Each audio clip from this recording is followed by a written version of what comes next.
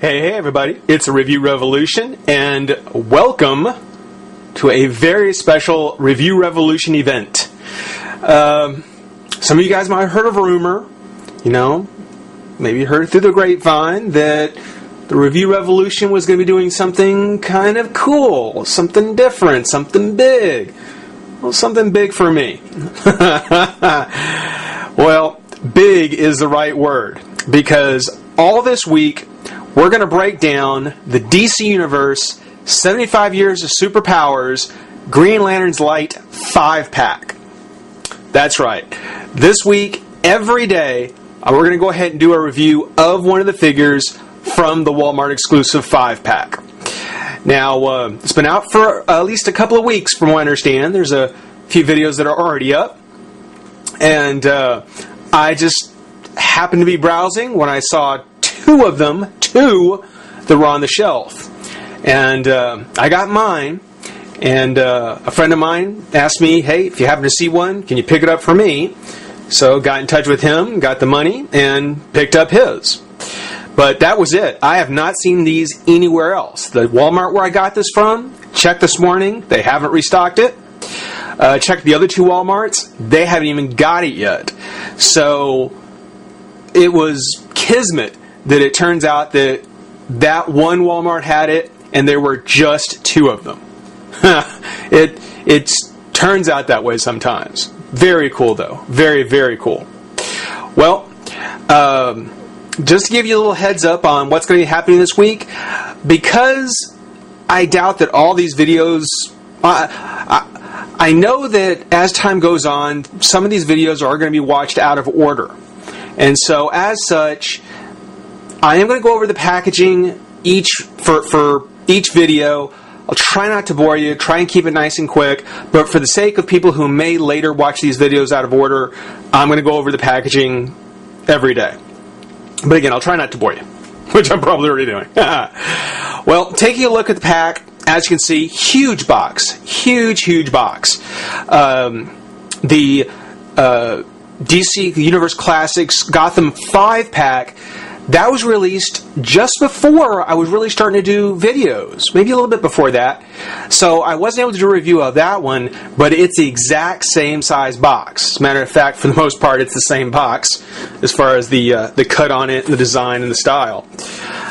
This is the first box, though, that actually comes with the borders and the style of the new packaging for Wave 12 till now.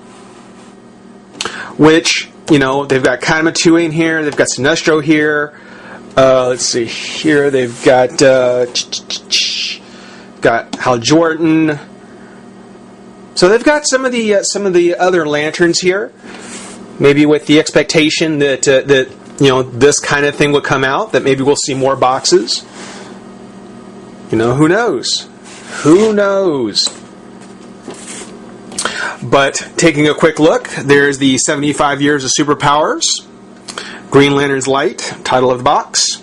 And inside we've got Tomari, Sinestro, Hal Jordan, John Stewart, and Guy Gardner. Some very, very iconic Green Lantern characters. Each one seeming to come with his appropriate lantern. On the back, we'll switch around. We've got the DC Universe 75 Years of Superpowers. Of course, the appropriately placed In Brightest Day, in Blackest Night, no evil shall escape my sight. Let those who worship evil's might beware my power, Green Lantern's Light. Which is kind of cool. It had to be on there somewhere. I guess not to eat up too much time. The various bios of the characters. Now, I'm not going to read the bios every time, but what I will do is, when I get the appropriate figure out of the pack, I'll read his bio as we look at the figure itself. So, just to give you kind of a look, though, there are the 5 figures, which, let's see if we can get John and Tomari, Hal Jordan, Guy Gardner, and of course Sinestro.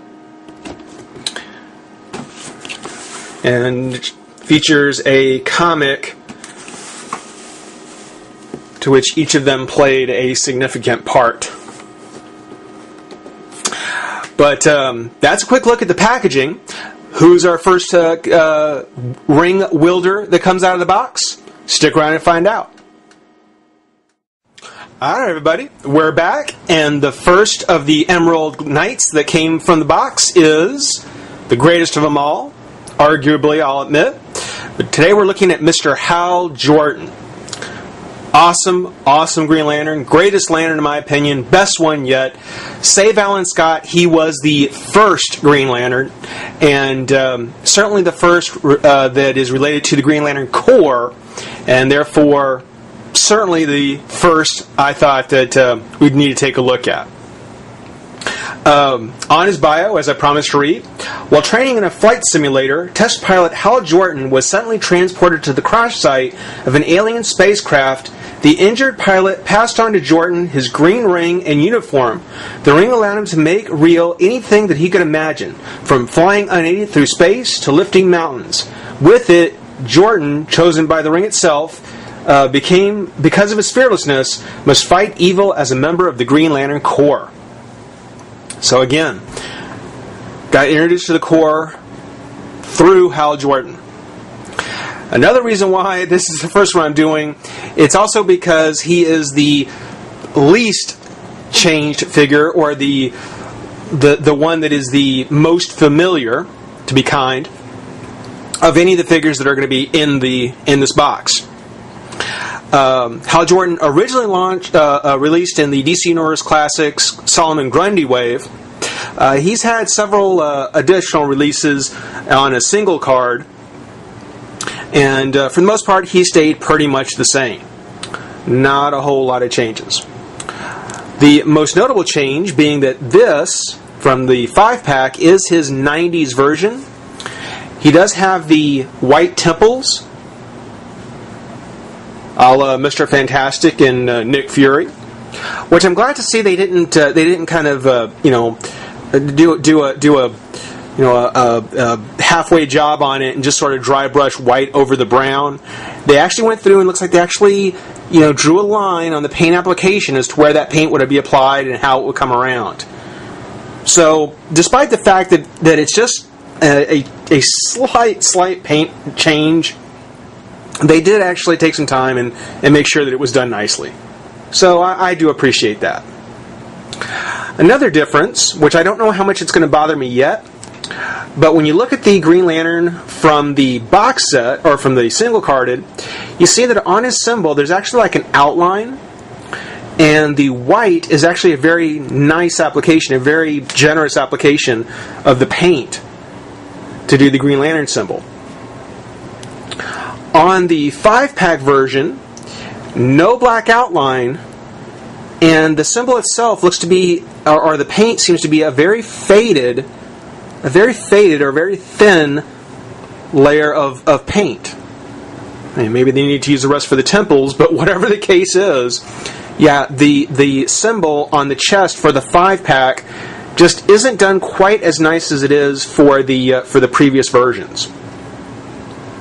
One thing I did notice when I was looking at that is that actually that same lack of outline was left off of the Toys R Us exclusive, the modern Hal Jordan, but it doesn't seem to be as bad, and the application is still pretty thick, whereas here, again, it just looks very, very faded. And against kind of this kind of ashy gray, or ashy green, I should say, uniform, yeah, it really does look kind of worn.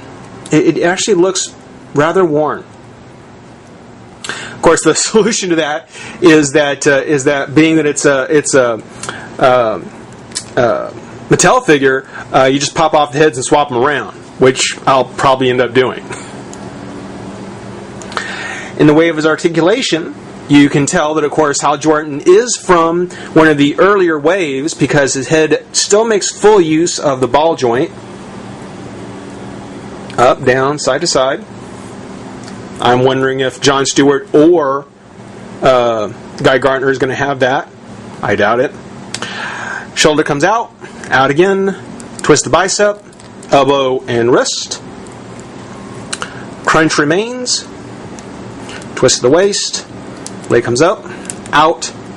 Twist of the thigh, knee and foot, as if we were expecting anything else. And last, very last, difference on the figure itself. And we'll bring Carded Boy back in one more time. Is that on the ring, it actually looks as though that the ring from the 5-pack actually utilizes a metallic paint, whereas the single card uses just the flat green. So, kind of an interesting thing there. I almost overlooked that. I just happened to be kind of going over the figure and realized, wait a minute, that's not the same. Despite the fact that this is kind of a reuse of the same mold, I mean exactly the same mold, just difference in paint application, it's actually pretty cool to have, because now with him we can actually get a fairly nice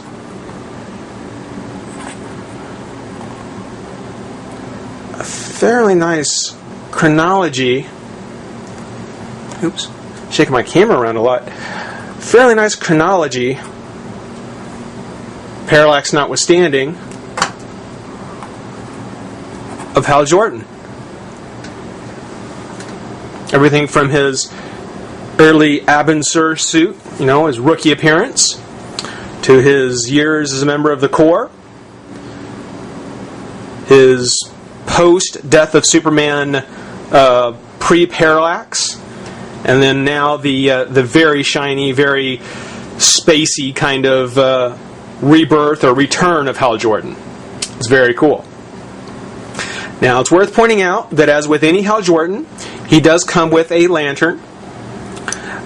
This particular kind of lantern coming from each of the other three, even the Toys R Us exclusive Hal Jordan.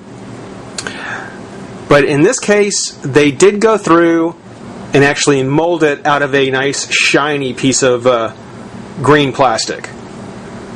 Looks fantastic, and looks better if you compose it along with the Toys R Us exclusive version. The one that came with the 5-pack, he can keep it one of the flat ones. And of course the others can have the ones they came with. But yeah, a really good lineup. Actually a lot of fun to have. Despite the fact that he has been used over and over and over, I like Hal Jordan. I think he's a great character. He is definitely one of my top... Well, he's probably my favorite hero from the DC universe. I think Hal Jordan, Green Lantern, is probably my favorite. I was very upset when he was gone and Kyle Rayner was in his place. But I am thrilled that he's back, and I'm thrilled that we're getting these different versions of him. So awesome.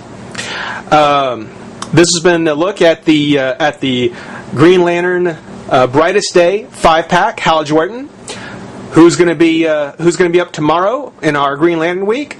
Stick around and find out. But for now, rate, comment, subscribe, join the revolution. We'll see you soon. Bye-bye.